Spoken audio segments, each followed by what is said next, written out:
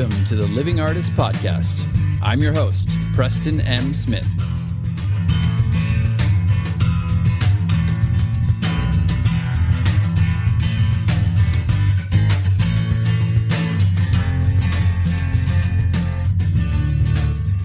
Hey, everybody.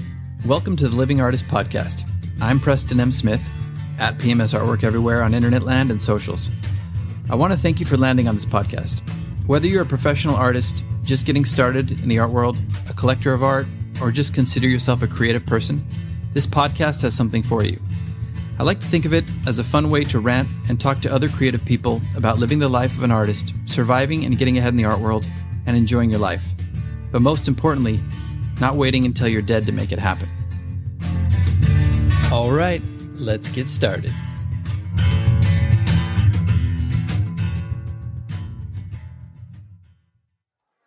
Oi. Hey, you. Yeah, me? Yeah, you. Get over here. I want to thank you. Thank me for what? Oi.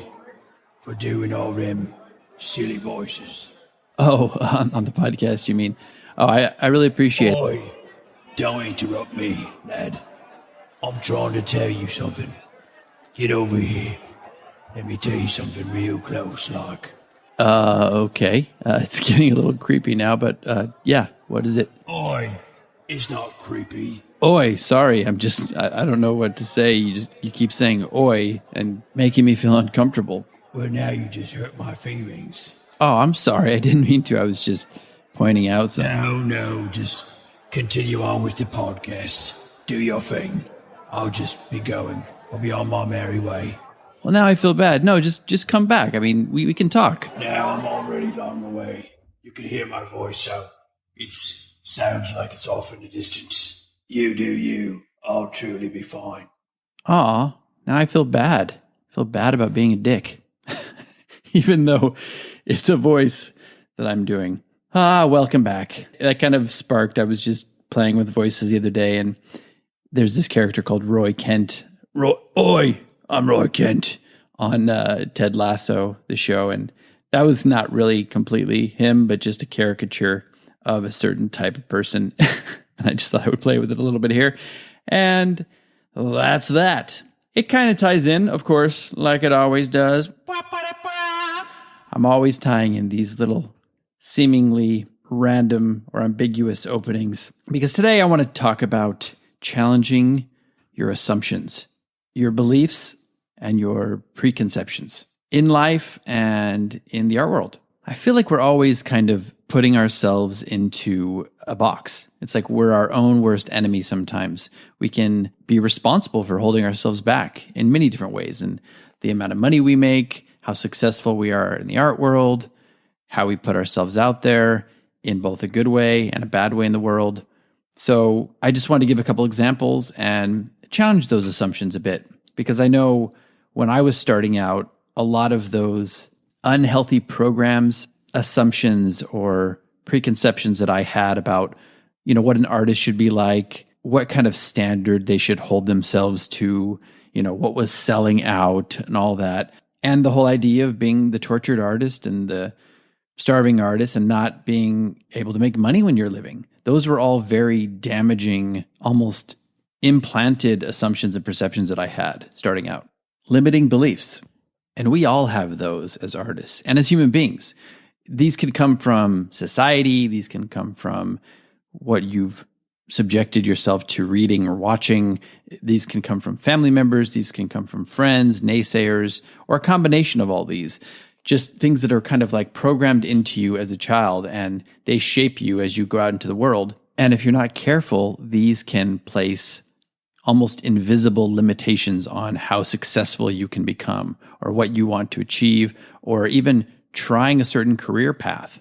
And these can be sneaky too. You can even start doing well in your career path. You can even start succeeding as an artist and making money and monetizing, doing all these great things. And then you can fall back into this old programming. So you almost have to like deprogram yourself and be very aware and vigilant with yourself, because these old programs can come back and like bubble up and rise to the surface. So what are some of these harmful and limited assumptions and perceptions and programming that we have? Well, one that I talk about on the podcast all the time that everybody should be well versed in by now is the whole tortured, starving artist stigma. And that's just something that we have been led to believe growing up based on, yes, some history with certain artists like Van Goghs and artists like that they sold one painting in their entire life and lived this tortured lifestyle and never were successful and ended up going crazy or drinking themselves to death or dying young. And, it's perpetuated also by all these biopics we see all the time of artists and, musicians and rock stars and famous figures who all burnt out young, like the Jim Morrisons and the Janis Joplins and the Van Goghs and the Basquiats and all these people. And we're kind of fed that because, let's face it, those are the stories that we as human beings are interested in watching because they're kind of sexy, I don't mean sexy and like, oh, it's sexy to die young. I mean, they're filled with drama. Like nobody wants to watch a movie where everybody's just happy the whole time. You know what I mean? Here's the biopic of the artist who was happy his whole life and made a shit ton of money and lived happily ever after. Nobody wants to watch that. It just doesn't fulfill that human desire to see drama and to kind of work through drama and all that. And, I've had drama in my own life and I've had negative limitations in my own life. And part of the interesting thing about those was learning how to rise above them. And that's an interesting story too. And I don't think there's enough emphasis put on those kind of stories of overcoming obstacles and odds that are to your disadvantage. So that's one major limitation or limiting belief or perception or program, whatever you want to call that. Those things can really get in the way and even just be sitting there in your subconscious, even when you're trying to make it as an artist, that's kind of always in the background going, oh, hang on a second. You're not supposed to do this. What is it everybody always says? Well, you need to wait till you're dead to make money and become famous. Well, that's bullshit. And I think the internet and social media and online art platforms and, whatever, connecting everybody to artists around the world, it's kind of debunking that a little bit too, showing you that it is possible to sell your work and to have some sort of notoriety or some sort of success while you're living. And that's what I'm trying to do with this podcast too. But that can take a lot of time to deprogram yourself from. You don't have to be an artist to have limiting beliefs. It can be implanted by your family. Like one limiting belief my family has, and sorry, mom and dad, if you're listening, but they always do this thing where we're talking, if something bad happens, they go, well, it's just that damn Smith luck. Well, I choose not to believe in that because the more you keep saying that out loud and believing that, you're almost perpetuating that and it becomes real. It's like, oh, it's that Smith luck. I can't rise above this. It's impacted and inflicted my ancestors and my family members with pain from the beginning of time or from the beginning of our ancestral line. Well, that's something that you just need to break out of. So how do you break out of that? Well, a lot of it is just by, in my opinion, I do think there is something to be said for following what your body is telling you to follow. What is your joy? What brings you joy? What brings you fulfillment? And just quieting all that other noise. If thinking about making a shit ton of money brings you joy, then follow that. It doesn't matter if you come from, a poor neighborhood or you were raised on the streets even. You can have those beliefs. You can have those joyful and inspiring beliefs that you will one day be extremely successful and even famous or make a lot of money or just be impactful to the world. And there are plenty of stories out there of people who've done that and who've risen to that. So you need to quiet those voices, whether those voices are real voices, whether they're societal voices, whether they're things that you're exposing yourself to, like maybe you watch a lot of daytime television that has a lot of drama and feeding you full of negative energy. Maybe you just have to quiet all that noise and get all that out of your head and just focus on the thing that you want to achieve. I think that can be powerful. Sometimes it's just as simple as following the things that make you feel good, following the things that make you feel inspired, that get your blood flowing, that get your creative juices flowing. When you feel crappy or when something's making you feel limitations, then it's no surprise that you are going to be acting out those limitations in your real life. So quiet all those voices and follow what gets you jazzed. Sometimes these limiting beliefs can be more subtle. Like, for example, in the art world, I know I had so many growing up and kind of figuring out and trying to find my footing in the art world of things that people told me I had to do. Like, oh, you just have to start going to shows and shows and shows and shows.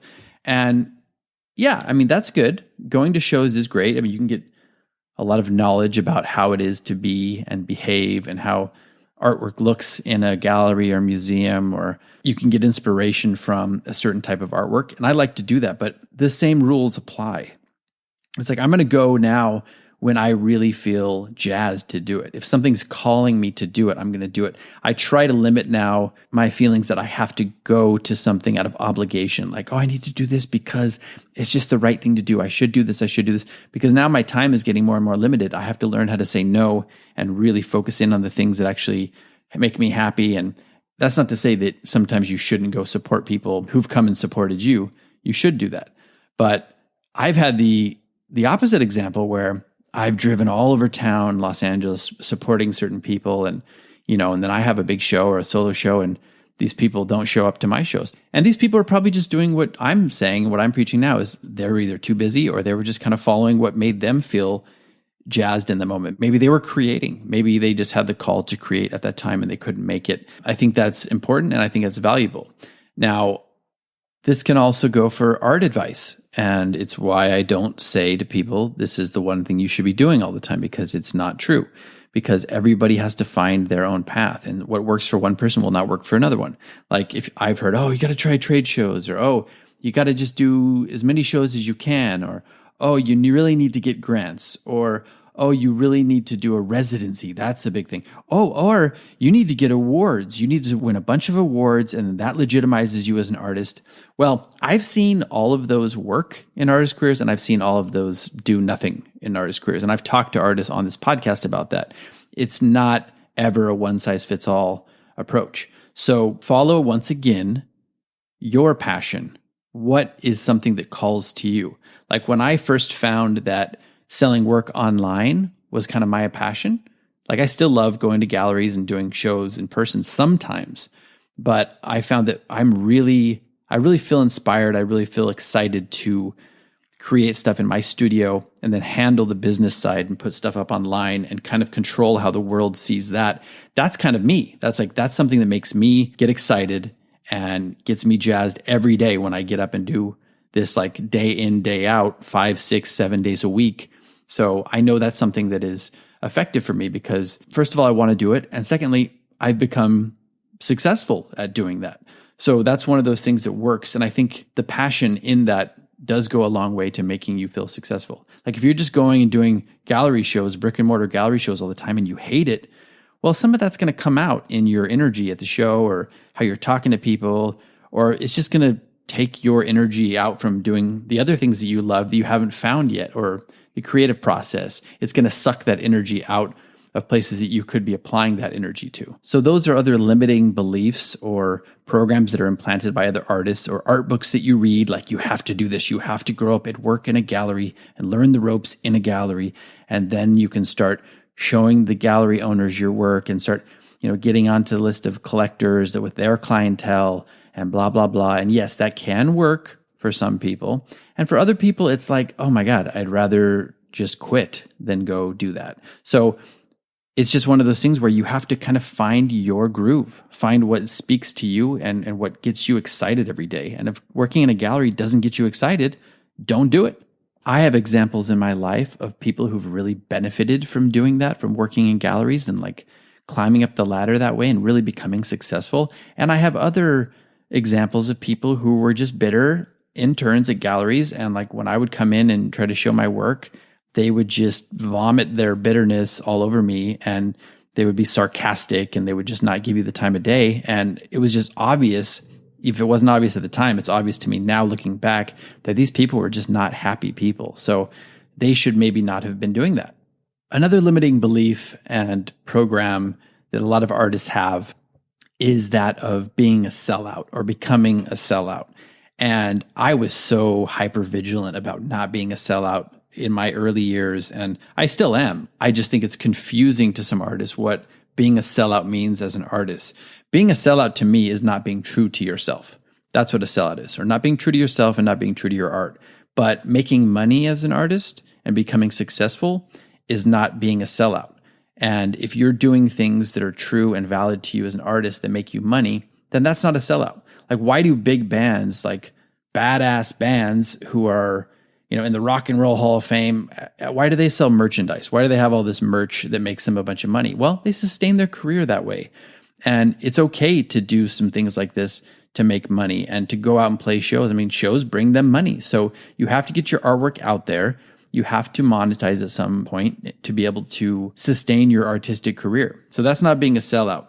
Now, being untrue to yourself and like painting a certain way or changing styles all the time to fit trends and all that could be being a sellout. But learning how to be more proficient at making money as an artist is definitely not being a sellout.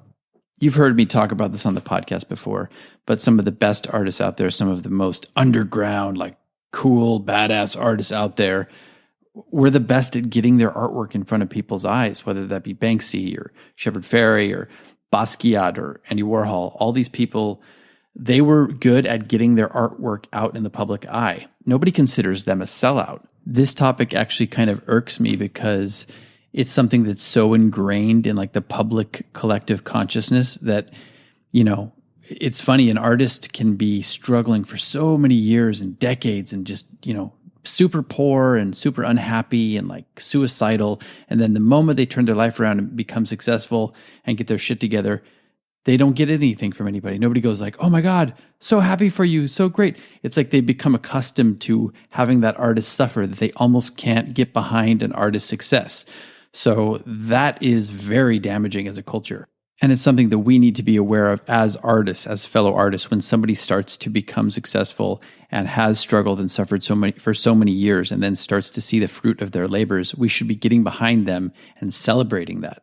And this segues into other limiting beliefs, like, for example, artists are not good at managing money. Artists are not good at business. Artists are not good at doing the left brain, right brain thing. They can only think one certain way. Well, that's just a limitation on yourself. That's a limiting belief. I believed that for many years. I functioned under that preconceived notion for 14 years until I got my shit together and realized that I could take control of it. And I started to enjoy it and I liked it. And I found that kind of entrepreneurial side of myself and learned how to kind of merge that with my art business and my creative side. And now I love it. Like, that gets me jazzed. That's something that I know that no matter what happens in the world, I have that. I can trust in myself to kind of guide and navigate my art career. And that's invaluable. So if I'd gone on trusting that limiting belief, then I would never have gotten to the place that I am today. I truly believe and know from experience that any of these beliefs can be overcome, can be deprogrammed. You can interrupt patterns and refocus on, what you actually want to achieve in life. Listen to some of my old podcasts like Pattern Interrupter, Interrupting Your Pattern. I don't remember what it's called, but it's out there. Just look for it. Oi, look for it. So you can be in the driver's seat. You can take control of whatever it is that you want to achieve. You just have to get behind that, find your little path, find what turns you on and gets you motivated to keep doing it. Quiet the noise. Don't focus on what everybody else is telling you you need to do. Learn when you're starting out, dip your toes in a bunch of different things to figure out what that thing is that actually gets you jazzed up or gets you turned on or gets you excited to do these things. And then start going down that path. And then trust that when you feel that another way and you need to like make a little left turn or a right turn and try a different path, that's going to be there. You start to get better at trusting your body and trusting that feeling in your body. And you just follow that. You follow your passion. You follow what excites you. So hopefully this is something that is going to make you think and consider at least challenging some limiting beliefs that you may have. There are so many of them. There's hundreds of them. There's thousands of them. I just don't want to talk on forever. I know you got a busy day, so I just wanted to bring up a few examples and some stuff that has affected me in my life, things that I've overcome, things that were limiting me early on, and just show them as an example of how you can overcome that and how it can be beneficial to you. So hopefully this has been something that you can use, something that can excite you to do it in your own life. Thanks as always for supporting and listening to the podcast. You can always continue this conversation with me on social media and reach out to me in my DMs, email, whatever. The important thing is that we are thinking about these things and we are talking about them and we are helping each other rise up and overcome some of these obstacles that we face as artists. Because you know what? We all deserve to be successful and to find that joy in our lives. So have a great day. Have a great week. Be creative. And don't look, he's coming back. Oi, hey, don't run away from me. I'm trying to talk to you. Hey, get back here. What was all this crap about challenging your assumptions? I just wanted to give you a hug. This has been the Living Artist Podcast. Thank you so much for listening. I just want you to know that I appreciate you being here, and I'm grateful to be in your ears. Your art and creative life on this planet is meaningful, so thank you for sharing it with me. If you like this podcast, whatever platform you're listening to it on, please subscribe and share it with your friends.